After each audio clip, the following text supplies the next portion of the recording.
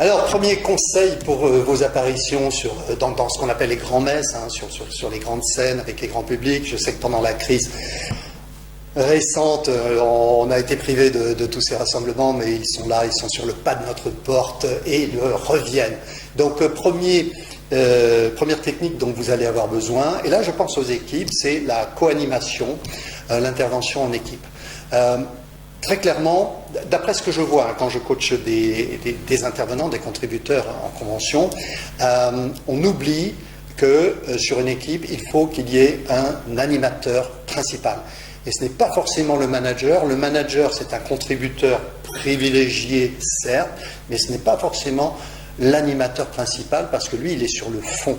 Hein. Donc c'est un contributeur, oui, privilégié parce qu'il a certaines choses à dire, il a le final cut sur beaucoup de choses, mais on peut avoir, par exemple, vous pouvez décider que c'est un membre de votre équipe qui va être l'animateur principal. Hein.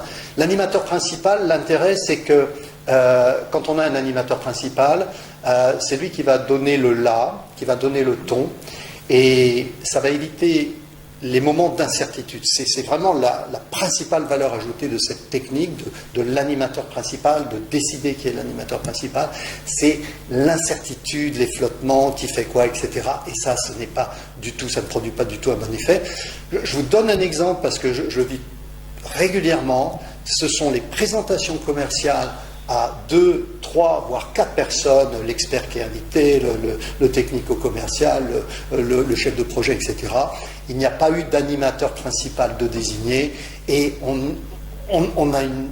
ça ne donne pas une bonne impression de la cohésion de l'équipe et surtout du leadership. Hein, d'accord ? Donc pensez à cette notion d'animateur principal. Ne partez pas en bande, ne partez pas en groupe, partez en équipe, hein, avec un leader pour votre prestation.